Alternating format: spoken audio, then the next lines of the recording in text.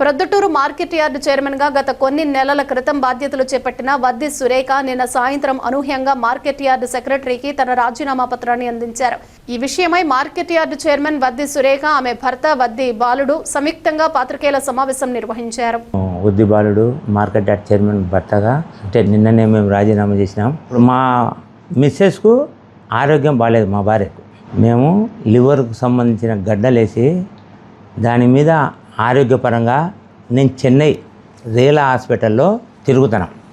మామూలుగా మా పని మీద ఇదో రేలా హాస్పిటల్లో ఎన్ని తూళ్ళు అడ్మిట్ అయినది, ఎన్ని తూళ్ళు డిశ్చార్జ్ అయినది, ఒక్కొక్క రోజు 15 రోజులు ఉంటా వచ్చినాం. 15 రోజులు ఉంటా వచ్చా అండి. ఈ ఆరోగ్యపరంగా ఏంటంటే ఎప్పుడంటే రాత్రిళ్ళు కడుపు నొప్పి ఎందుకు లేస్తా అంటే మేము ఇబ్బంది పరంగా ఉండి ఎందుకు ఇప్పుడు ఆమె లేడీస్గా అధ్యక్షురాలు గాంధీ నేను పోయి ఆడ పెత్తనం జలాయించే కుదరదు అని చెప్పి నేను రాజీనామా చేయాలని పెద్దాయన గారు వరదాడి గారికి నేను పోయి విన్నపించుకున్నా. అయ్యా ఇట్లా మా భార్యకు లివర్ సంబంధించిన జబ్బు ఉంది, దీని గురించి మాకు కొంత పరిస్థితి బాగాలేదు, దీని గురించి మేము రేలా హాస్పిటల్ మద్రాసు పోతున్నాము, మీరు ఎట్టైనా కానీ రాజీనామా కొంత ఆమోదించండి వద్దులే అని చెప్తే ఆయన వద్దులే వాళ్ళు ఉండు ఇంకా 2 నాళ్ళు ఏముంది, నువ్వు చేయొచ్చు కదా, నువ్వు పెట్టుకోవచ్చు కదా అని అన్నాడు. అంటే నేనుండి అయ్యా నేను మా భార్య ఉంటే నేను చేసినా అనుకో ఇప్పటికే ఎన్నో అనర్థాలు వచ్చినాయి. ఇంతకుముందు మనము మార్కెట్ యార్డ్లో ఏదో కారణం మమ్మల్ని ఏదేదో మాట్లాడిన చైర్మన్ నిద్రపోతుంది అది అని కొందరు మాట్లాడినారు, ఎందుకు లేయా అని చెప్పి మేము దాని గురించి రాజీనామా చేసినాం. అది పెద్ద చేసి నిన్న సాయంత్రం పోయి సెక్రటరీ గారికి ఇచ్చొచ్చిన రాజీనామా పత్రం ఇచ్చొచ్చి అయ్యేట మాకు ఆరోగ్యపరితంగా బాగాలేదని చెప్పి నేను దాంతో ఇచ్చొచ్చింటే దాని గురించి ఈ ఒక్కొక్కరు దాని గురించి మేము రాజీనామా ఇచ్చినాం. ఏదో 3 కోట్లు లెక్క బాకినాడు వద్ది బాలునికి లెక్క ఇవ్వకుంటే ఇట్లా రాజీనామా చేసినాడు అని ఒక పెద్ద మనిషి వాళ్ళది గ్రూప్ ఉందంట. ఆ గ్రూప్ ఏ గ్రూపో తెలియదు. ఆ గ్రూప్ ఆ ఉక్కు ప్రవీణ్ అనే వాళ్ళది గ్రూప్ ఉంటే దాంతోంచి పెట్టి మా భార్యను కూడా ఆసుపత్రిలో ఏదో ఉన్నట్టు ఇంత ఘోరంగా ఇట్లా పెట్టాల్సిన అవసరం ఉందా ఆయనకేమన్నా? వాళ్ళతో ఏమన్నా పోయి లెక్క విషయం అంటున్నామా ఆర్థికంగా మా భార్య కలిసి బాగాలేదు మేము రాజీనామా ఇచ్చినాం. అది మెయిన్ కారణం. ఆ నుంచి నువ్వు ఏదేది ఇప్పుడు ఇంత పెట్టినావు, రాజీనామా ఇచ్చినారు వద్దిబాలు రాజీనామా 3 కోట్ల లెక్కకే రాజీనామా ఇచ్చా అంటున్నావు. నాకు 10 ఇచ్చేటప్పుడు కూడా నువ్వే ఒక పెద్దగా పోయి విజయవాడలో అందుకు 10 రాకుండా కూడా చేసినప్పుడు ఆయన ఏం చేసినాడు, మన ముఖ్యమంత్రి గారు చంద్రబాబు నాయుడు గారు, నారా లోకేష్ గారు, పార్టీ అధ్యక్షుడు పల్లా శ్రీనివాసరావు గారు అందరూ మన మీద అభిమానంతో ఇచ్చినారు 10. ఎవరు? చంద్రబాబు నాయుడు గారు, లోకేష్ గారు అందరు కలిసి మాకు ఇచ్చినారు. ఇచ్చినప్పుడు మేము ఆ 10 తీసుకున్నా. నేను 10లో ఏం అన్యాయం చేయలే, ఒక రకమైన మనం దుర్వినియోగం కూడా చేయలే.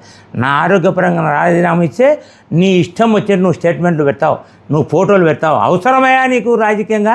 అవసరమా? ఏమన్నా నీకు రాజకీయంగా ఇవ్వాల్సిన అవసరం ఏమన్నా ఉందా? నీ కథ ఎత్తుకుంటే నువ్వు ఒక పార్టీలో ఉండవు, నువ్వు ఇదే తెలుగుదేశం పార్టీలో ఉండవు. మేము మేము చేనేత కుటుంబాలలో అని చెప్పి మాది పెడుతున్నావు, బాకీలు బందలు అన్నీ చెప్తున్నావు. అదే రెడ్డి గారు కానీ ఇంకొక కులంలో ఇంకో రెడ్డి గారితో ఎవరిదన్నా నువ్వేమన్నా పేరెత్తి బాకీలు ఉండేటి కానీ ఎవరైనా కానీ చెప్పుకుంటున్నావా? నా అవసరానికి మాది చెప్తావు. రాజకీయంలో నేను 43 సంవత్సరాల నుంచి వరదాడి వెనకమ్మడి నేను ఎన్నో రకాలుగా ఉన్నాం, ఎన్నో ఉడుకుతుడుకులలో ఉన్నాం, ఆటుపోట్లలో ఉన్నాం. ఈరోజు మాకేం వరదాడితో మేము వ్యతిరేకించడంలే. అవయ్య రాజకీయ పార్టీలు ఉన్నప్పుడు మేము ఉన్నప్పుడు ఒక సందర్భంలో తిరుగుతాన్నాం, పెడతాన్నాం, లెక్క అవసరం పడి ఉంటుంది, వాళ్ళు ఇచ్చా అంటారు. నేను ఒక్క పార్టీలోనే కాదు, అన్ని పార్టీలలో ఉండే నాయకులు, చోటా నాయకులు కానీ బడా నాయకులు కానీ ఏదో కొంత ఆర్థిక సహాయాలు అన్నీ చేసుకుంటుంటారు, తీసుకుంటుంటారు, పెట్టుకుంటారు, మామూలు. అది నేనేదన్నా మీ దగ్గరికి వచ్చి మాకు లెక్క ఇవ్వండి అయ్యా, నేను లెక్క బాకిందాడు, నా లెక్క రాబట్టి అని మీ దగ్గరికి ఏమన్నా వచ్చింటే మీరు మాట్లాడాల్సిన అవసరం ఉంది. ఇవన్నీ ఫేస్బుక్లో, వాట్సాప్లో, యూట్యూబ్లో ఇవన్నీ అవసరమా? నేను చెప్పేది నువ్వు పార్టీలో ఉన్నావు, రేపొద్దున మా వ్యూవర్తో నువ్వు ఒకవేళ నీకు టికెట్ తెచ్చుకోవాలని ఆమె పోరాడుతున్నావు. నువ్వు రాజకీయంగా ఉంటే వరదాడితో నువ్వు పోరాడుకో. మా పేరు చెప్పి మమ్మల్ని బదనాం చేసేయాల్సిన అవసరం ఏముంది? మమ్మల్ని బదనాం చేయాల్సిన అవసరం ఏముంది నీకు? ఇంతకుముందు కూడా ఉత్తరం మాట్లాడినావు. మార్కెట్ యార్డ్లో శనగల రైతులు జరిగేటప్పుడు నువ్వు నిద్రపోతున్నావా, చైర్మన్ నిద్రపోతుంది అన్నావు. మాకు సంబంధం లేని విషయం అది. మార్పేడు వాళ్ళకు DCMS DCOకు వాళ్ళు కంట్రోల్లో ఉండాలి, అది మాకు సంబంధం లేని విషయం. అట్లాంటిది కూడా నువ్వు ఆ రోజు ఎట్లా మాట్లాడినావు. ఈరోజు నేను ఆ 10లో ఉండి మా భార్యను ఆడ పెట్టి నేను కింద బయట తిరుగుతా అంటే నేను చెలామని చేస్తే భార్యను లేకోకుండా ఆయన ఇష్టం వచ్చినట్టు చేస్తాను నువ్వే మాట్లాడతావు. నీకు రాజకీయ నైతిక విలువ అంటే కనుక ఇట్లాంటి మాటలు పెట్టకూడదు. రాజకీయాల్లో ఎన్నెన్నో జరుగుతుంటాయి, మంచి జరుగుతాయి, చెడ్డ జరుగుతుంటాయి. ఈరోజు ఆ పార్టీలు ఉంటారు, రేపు మీ పార్టీ. మేము 43 సంవత్సరాల నుంచి వడదాడిని నమ్ముకొని ఉన్నాం, వడదాడి దగ్గర ఉన్నాం. నేను ఒకటి ఆయనతో సవాసం 83లో సవాసం చేసినాం. 2014 వరకు కాంగ్రెస్లో అక్కడెక్కడ ఉన్నాడు. నేను టీడీపీలో ఆయన ఎప్పుడు చేయనాడు ఆబుద్ధం చిబుద్దు టీడీపీలో ఉండా. మొన్నటిదాకా అంటావు వైసీపీ అనకుండా అంటావు, వైసీపీ నుంచి వచ్చిన ఒక మనిషి అంటావు. నేను వైసీపీలో 2014 వైసీపీ పార్టీ పుట్టినాంచి నేను యాన్నన్నా కానీ ఒక్క మీటింగులో కానీ ఒక్క జెండా పట్టుకోవడం కానీ యాన్నన్న పెళ్ళిళ్ళ కాడ కానీ వాళ్ళతో నేను ఏదన్నా డీలింగ్ ఉంటే నువ్వు నన్ను మాట్లాడు. సారికి నువ్వు ఇదే మాట్లాడుకుంటా ఇవే పెట్టుకుంటా ఒక పార్టీలో ఉండి ఒక కథ అండి ఇదే నువ్వు అంటావు. నువ్వు ఇది కూడా నేను హైకమాండ్ కూడా తెలుపుతా, నేను పార్టీ కూడా పంపిస్తా. ఒక బీసీ కులంలో పుట్టినందుకు మా మీద రోజు రచ్చలు చేసుకుంటా మమ్మల్ని ఇట్లా వాట్సాప్లో ఫేస్బుక్లో పెట్టుకుంటా ఇంత నీచంగా దిగదార్చారా. ఏం మా ఓట్లు ఉండేది మేము పబ్లిక్గా తెలుగుదేశం పార్టీకి మా వ్యూవర్స్లో ఉండే ఓట్లు.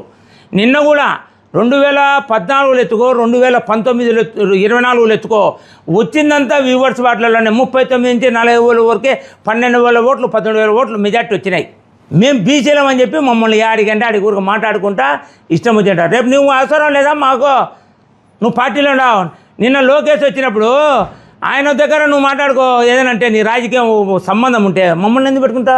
ఇట్లనే మాట్లాడి నువ్వు ఇట్లనే చేసి మా బీసీ నాయకుడు వాడు బీసీలో మావాడు ఒకడు నందన్ సుబ్బయ్య అనే వ్యక్తి ఉంటే ఆ రోజు ఆ వ్యక్తిని ఊరికే రెచ్చగొట్టి వాళ్ళ మీదకి ఇది ఎట్టినా వ్యక్తిగత విషయాలతో పైకి ఎగదోసి ఏం చేసినావు లాస్ట్కు వాడిని ముండం పోయించిన చంపే స్టేజ్ తెచ్చినావు. వ్యక్తిగత విషయాలు వానికి నూరు పోయించిన నువ్వు చేసిందే.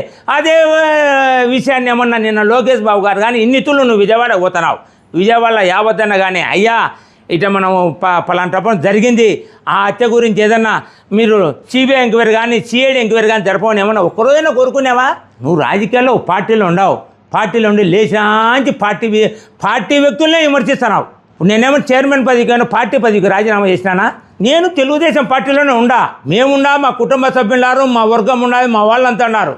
నువ్వు ఈరోజు పార్టీలో ఉండి నువ్వు పార్టీలో ఎప్పుడు నువ్వు వ్యతిరేకంగా మాట్లాడుకుంటా. ఇదే నేను లోకేష్ బాబు గారు కానీ చంద్రబాబు నాయుడు కానీ పార్టీ అధ్యక్షుడు పల్లా శ్రీనివాసులకు అందరికీ నేను వాట్సాప్లో దీంతో ఈమెయిల్ పెట్టి పంపిస్తాను ఈరోజు అంతా టైప్ చేయించుకొని. ఎందుకంటే పరిస్థితి నువ్వు పార్టీలో ఉండవు, ఎప్పుడు పార్టీ మీద వ్యతిరేకత మాటలే. నేనేమన్నా నీకేమన్నా ఇవ్వద్దన్నా నిన్ను విషయం వ్యతిరేకంగా మాట్లాడింటే దాంతో నువ్వు మాట్లాడాల్సిందే. నువ్వు విషయం లేని విషయాలన్నీ పట్టుకొని పట్టాడు. అవతల నేను వాళ్ళకు కూడా చెప్తానా, వైసీపీ నాయకులు కూడా చెప్తానా, ఏమున్నా కానీ మా వ్యక్తిగత విషయాలు మీరు దయ ఉంచి ఏదైనా కానీ మా దానిలో తీసుకోకుండా మీరు రాజకీయంగా ఏదైనా మీ లావాదేవీలు మీ ఏదైనా మీకు ఉంటే కనుక మీరు మాట్లాడుకోండి. మమ్మల్ని దీనిలోకి లావుకోకుండా చూడమని చెప్పి నేను పత్రికాముఖం కోరుకుంటున్నా. అందరూ పార్టీ పదవుల కోసం కొట్లాడుకుంటున్నారు. నేను ఉండే పదవిని పోగొట్టుకోవాలని నేనేం ఆలోచన చేసుకోను. నాకు సమస్య బాగాలేదు కాబట్టి మనం బయటికి పోయి తిప్పలేము. ఇప్పుడు నాకు పులివెందుల ఇన్ఛార్జ్ ఇచ్చినారు, ఒక 7-12 బూతులు.